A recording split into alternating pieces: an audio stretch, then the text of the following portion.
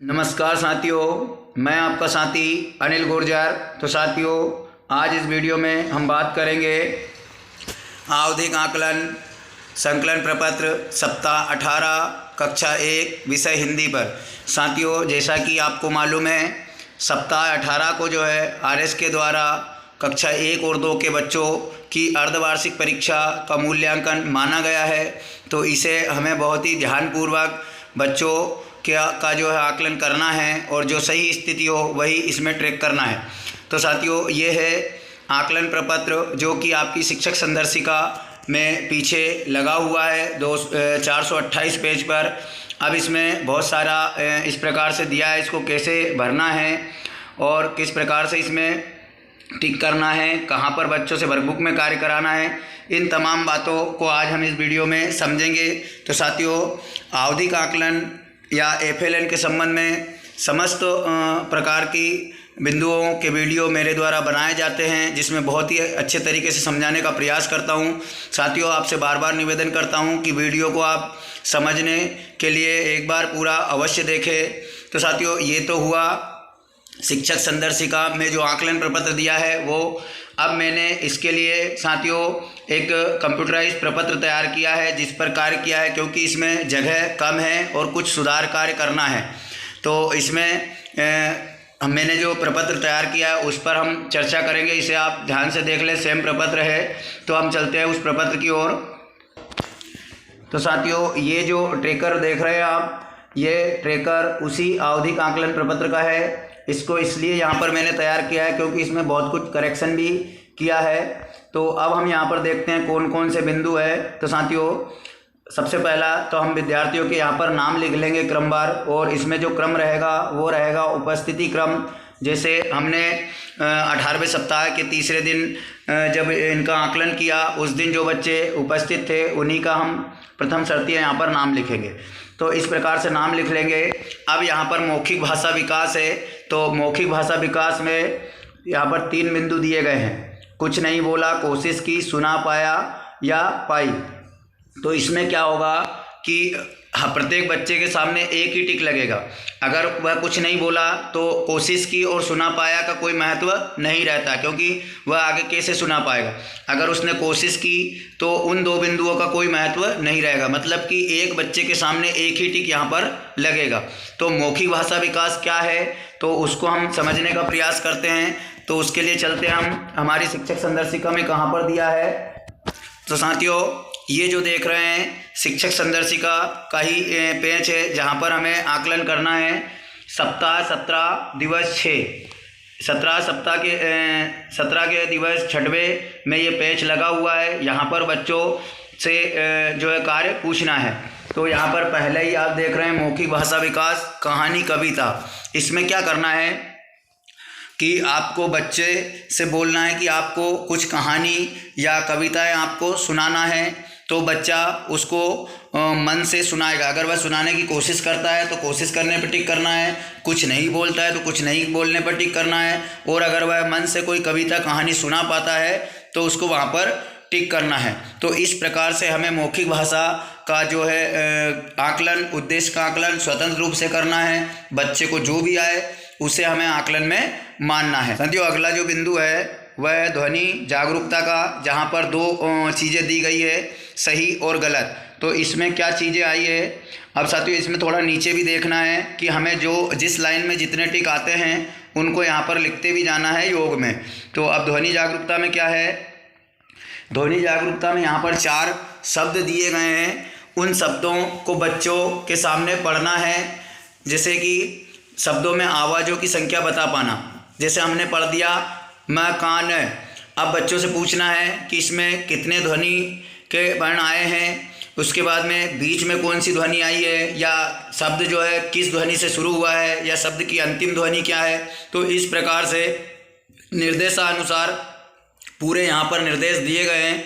निर्देशानुसार कार्य कराकर अगर बच्चा कर पाता है तो सही में निशान लगा रहा है, नहीं कर पाता है तो गलत में टिक करना है। अगला जो बिंदु है वह है वर्ण पठन, सही पढ़े गए वर्णों की संख्या। साथियों, इसमें 27 वर्ण है। उन 27 वर्णों में से बच्चा जितने वर्ण पढ़ पाता है उसके सामने मैंने यहाँ पर 3 कॉलम खींच दिए हैं। साथियों शिक्षक संदर्शिका में आपको ऐसे 3 कॉलम यहाँ पर नहीं मिलेंगे। उसमें शिक्षक कंफ्यूज हो जाते हैं कि यह संख्या तो लिखी है, लेकिन जब वह योग करता है तो योग करने में यहाँ पर दिक्कत हो जाती है। तो हमने यहाँ पर उसके 3 अलग अलग कॉलम खींच दिए, 0, 1 से 15 और 16 से 27। इसलिए यह प्रपत्र बेहतर है कि शिक्षक संदर्शिका के कन्फ्यूजन यहाँ पर दूर हो जाता है। तो अब हम देखते हैं इसमें क्या है शब्द। तो साथियों यहाँ पर देख रहे हैं आप उसी पेज पर सप्ताह 17 का 6वां दिवस में ये जो आप देख रहे हैं नीचे वर्ण लिखे गए हैं, वर्ण उदाहरण। तो इसमें 27 वर्ण लिखे गए हैं। आपको 2 वर्णों का उदाहरण देना है कि बच्चों आपको कैसे पढ़ना है, उसके बाद में बच्चा इनमें से पढ़ेगा। और ऐसा नहीं है कि बच्चा जैसे ख पर रुक गया है तो उससे आगे ना पढ़वाएंगे। यहाँ पर पूरे वर्ण जो है अलग अलग दिए हैं, बच्चे से अंत तक वर्ण पढ़वाना है। जब वह अंत तक वर्ण पढ़ेगा तो हो सकता है कि इधर बच्चा कुछ वर्णों को जानता हो है। तो इस प्रकार से ये कोई सरल से कठिन स्तर पर नहीं है जो हम ये समझे कि आगे बच्चा नहीं पढ़ पाएगा। इसलिए प्रत्येक वर्ण को बच्चे से पढ़वाना है। इस बात का विशेष ध्यान रखें कि बच्चे को रोके नहीं। अगर वह इनमें से जो भी वर्ण पढ़े उसे हमें सही मानना है और वहाँ पर वर्णों की संख्या लिखना है। अगला जो हमारा बिंदु है, सही पढ़े गए शब्दांशों की संख्या, कुल शब्दांश 7।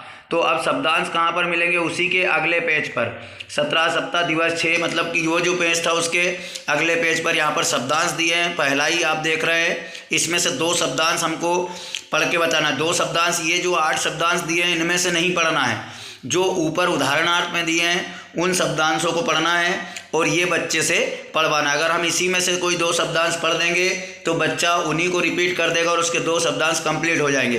तो इस प्रकार से ध्यान रखें कि इनमें से जो शब्दांश आए हैं वो नहीं पढ़ के सुनाना है बच्चों को, कोई दूसरे शब्दांश से ही उदाहरण देना है। तो इसमें भी जो है बच्चे को रोकना नहीं है कि ये बच्चा अगर 3 नहीं बोल पाया तो वह आगे नहीं बोल पाएगा। बच्चे से अंतिम तक पे उंगलियां कुछ रख करके पढ़वाते जाना है। अगला जो है वह है शब्दांश के बाद में शब्द आता है। ये भी 3 भागों में बटा हुआ था साथियों। शब्दांश वाला भी हमने 3 भागों में बांट दिया, शब्द वाला भी 3 भागों में बांट दिया। ठीक ऐसे ही शब्द भी है। शब्द भी यहाँ पर देखेंगे, शब्द दिए हैं 12। तो यहाँ पर इन 12 शब्दांश के नीचे इन 12 शब्दों को जो है आपको बच्चे से पढ़वाना है। जो बच्चा सही पढ़ेगा उसको उस लाइन में टिक मार्क करेंगे। यहाँ पर 3 कंप्लीट हो जाते हैं। अब आ गया गलत या नहीं पढ़े गए वर्ण शब्दांश लिखे। साथियों आपको शिक्षक संदर्शिका में यहाँ पर 2 भाग देखने को नहीं मिलेंगे। हमने यहाँ पर कंप्यूटर पर जो है इसको 2 भागों में अलग अलग शब्द का अलग और वर्ण का अलग और शब्दांश का अलग 2 भाग कर दिए और नीचे लिख भी दिया कि ये वर्ण की लाइन है और ये शब्दांश की लाइन है। अब इसमें क्या करेंगे कि जैसे समर ने वर्ण में 12 वर्ण पढ़ दिए थे और 27 टोटल वर्ण थे, तो हमने वर्ण वाली लाइन में यहाँ पर 15 लिख दिए, क्योंकि कुल 27 वर्ण थे जिसमें से 12 पढ़ दिए तो 15 वर्ण उसके रह चुके हैं। ठीक ऐसे ही शब्दांश में टोटल 7 शब्दांश थे, 7 में से समर ने 3 शब्दांश पढ़ दिए तो उसके 4 शब्दांश यहाँ पर रह गए। तो वर्ण और शब्दांश को हमने 2 भागों में डिवाइड किया, उसका नीचे अलग अलग लिख भी दिया 2 जगह, और जो उसके सामने वह स्थिति हमने यहाँ पर लिखने का प्रयास किया। अगला जो है वर्ण शब्दांश एवं शब्द लेखन की बात आती है। यहाँ पर पढ़ने की थी, अब लेखन की। ठीक वैसे ही लेखन में भी आपको यहाँ पर ऊपर संख्या दी है कि कितने लेखन करवाना है, कितने वर्ण लिखवाना है, कितने शब्द लिखवाना है, कितने शब्दांश लिखवाना। उसके भी 3-3 भाग है। उनकी भी जो ग्रेड आती है वो नीचे लिखी हुई है। जो बच्चे जिस कॉलम में जितने कार्य कर रहे हैं उसकी संख्या यहाँ पर लिखते चलना। अब ये लिखवाना कहाँ है और कौन से शब्द वर्ण लिखवाना है तो वो हम देख लेते हैं। तो यहाँ पर देख रहे हैं लाइन से लिखित समूह आकलन एक साथ थोड़ी थोड़ी दूरी पर बैठकर करवाएं। ये जो ऊपर देख रहे हैं ये वर्ण लेखन है, नीचे जो देख रहे हैं वो शब्द लेखन है, 7 शब्दांश लेखन है और यहाँ पर 5 शब्द लेखन है और 12 वर्ण लेखन। तो इस प्रकार से टोटल ये दिया है। इनको लिखवाना कहाँ है तो बच्चे की वर्कबुक में आप देख रहे हैं यहाँ पर लिखा है सप्ताह 17 दिवस 6 तथा सप्ताह 18 दिवस 1। इस प्रकार ये बच्चे की वर्कबुक में ये जो जगह दी है श्रुत लेखन के नाम से, इनमें ऊपर वर्णों को सुने और लिखें, बीच में शब्दांशों को सुने और लिखें और नीचे शब्दों को सुने और लिखें। ये 114 पृष्ठ पे आपको मिलेगी, उसमें बच्चों से ये कार्य कराना है। और बार बार प्रश्न आते हैं शिक्षक साथियों का एक कि सर जो अंत में लिखा है सही लिखे गए शब्दांश की संख्या लिखें। कुल वर्ण 8। तो इस प्रकार ये पूछते हैं कि सर इसको कहाँ करवाना है। तो इसके लिए हम देखेंगे कि पहली बात तो ये है कि कुल वर्ण कितने हैं, यहाँ पर 8। ठीक है, तो अब हम देखते हैं, ये जो देख रहे हैं आप बच्चे का सप्ताह 18 दिवस 6 वाला जो प्रपत्र है, इसमें सबसे नीचे आपको एक जगह दिखेगी श्रुत लेखन वाली। श्रुत लेखन में क्या कह रहे हैं कि पाठ योजना में दिए गए शब्दांशों को बोले और बच्चों को सुनकर लिखने को कहे। साथियों, इस पूरी पाठ योजना में आपको 8 शब्दांश कोई से भी छांटकर जो है स्वतंत्र रूप से बच्चे को यहाँ पर बोले। केवल 8 ही बोलना है। 8 में से बच्चा जितने लिख पाएगा उतने की एंट्री हमें वहाँ पर करना है। तो आशा है कि मेरे द्वारा प्रत्येक बिंदु पर दी गई जानकारी आपको समझ आ गई होगी। तो साथियों, इस वीडियो को अपने साथी शिक्षकों तक शेयर करना बिल्कुल ना भूलें, क्योंकि वो भी FLN को लेकर बहुत समस्याओं में हैं। तो जितना हम शेयर कर पाएंगे उतने ही शिक्षक साथियों के लिए FLN का कार्य आसान हो जाएगा। और साथियों, आगामी सभी वीडियो को पाने के लिए प्लीज़ चैनल को सब्सक्राइब अवश्य कर लें। इसकी जो ब्लैंक कापी है प्रपत्र की, उसकी PDF और जो भरा हुआ प्रपत्र है, जैसे ये वाला जो प्रपत्र देख रहे हैं, इसकी एक तो ब्लैंक कापी और एक ये भरी हुई कापी, दोनों आपको डिस्क्रिप्शन बॉक्स में मिल जाएगी। और डिस्क्रिप्शन बॉक्स में इससे पूर्व के जो वीडियो है, मैंने 18वें सप्ताह का गणित विषय का कक्षा 1 का वीडियो पूर्व में बना चुका हूँ, उसके भी डिस्क्रिप्शन बॉक्स में उसकी सामग्री डली हुई है। तो इस प्रकार से आप जुड़ सकते हैं, पूरी सामग्री पा सकते हैं। इसके लिए आपको करना होगा चैनल को सब्सक्राइब। तो साथियों, मिलते हैं इसी प्रकार एक जानकारीपूर्ण वीडियो के साथ अगले वीडियो में। तब तक के लिए जय हिंद।